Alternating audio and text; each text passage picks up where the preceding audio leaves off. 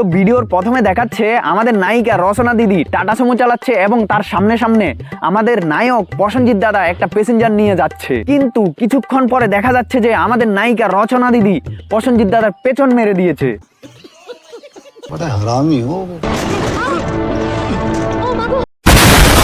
তো নতুন টপিক নিয়ে আই এম ব্যাক।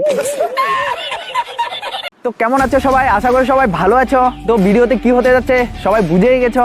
তো যদি ভিডিওটা দেখছো কমেন্ট করতে কিন্তু ভুলবে না। তো চলো ভিডিওটা স্টার্ট করি।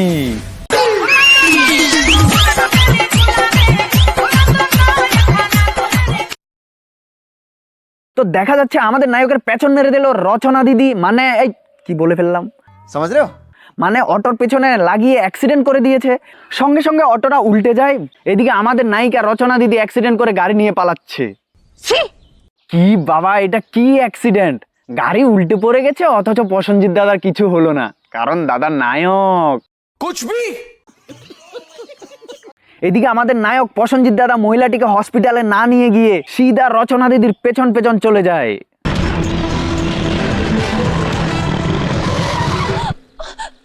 বাহ বাহ বাহ, সাব্বাস। বলছি এটা কি বাইক ছিল গো যে ফোর হুইলারকে ওভারটেক করে সামনে এসে দাঁড়িয়ে যায়? সত্যি নায়কের জন্য সব সম্ভব। আমাদের নায়ক প্রসেনজিৎ দাদা বাইক থেকে সুপারম্যানের মতো নেমে নায়িকার গাড়ির চাবি কেড়ে নেয় এবং সঙ্গে সঙ্গে নায়িকা মিষ্টি কুমড়ের মতো ফুলে প্রসেনজিৎ দাদার পেছন পেছন এসে পড়ে চাবি নেওয়ার জন্য। আপনারা কমেন্ট করে বলবেন চাবিটা কি দেওয়া দরকার ছিল না না।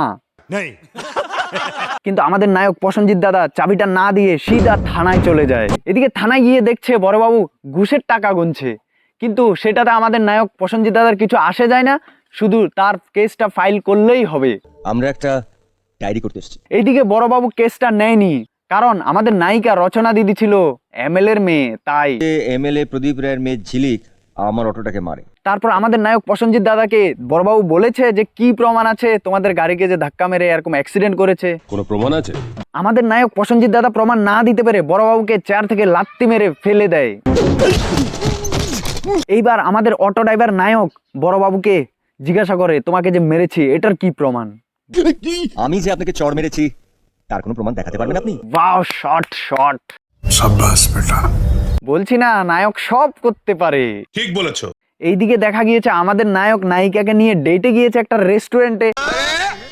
সঙ্গে সঙ্গে কিছু গুন্ডা এসে যায়, গুন্ডাগুলো এসে নায়িকাকে ছাড়ছিড় করছে, কিন্তু এদিকে আমাদের নায়ক লুচির মতো ফুলছে, কিছু বলছে না, নাকি ধ্যানে আছে কিছু বুঝতেই পাচ্ছি না।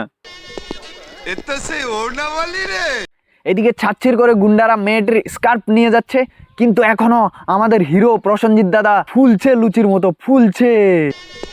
এইদিকে প্রসেনজিৎ দাদার রক্ত গরম হওয়ার সঙ্গে সঙ্গে গুন্ডাগুলোকে ডাকে এবং উঠে যায়।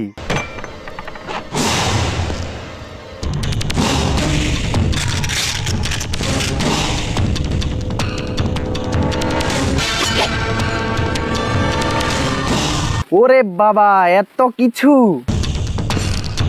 বলছি নায়ক নায়িকাকে নিয়ে কি ডেটে এসছে নাকি মারপিট হবে বলে আগে থেকেই প্ল্যানিং আছে? মানে নায়িকাকে ইমপ্রেস করার জন্য। তো আজকে ছোট্ট ভিডিওটি এইখানেই শেষ। তো ভিডিওটি কমেন্ট করে জানাবেন কেমন হয়েছে। যদি ভালো লেগে থাকে তো আরও এরকম ধরনের ভিডিও বানাবো, আর আপনারা কমেন্ট করে বলবেন যে কিরকম টাইপের ভিডিও আপনাদের পছন্দ। তো চলো টাটা, দেখা হচ্ছে পরের ভিডিওতে।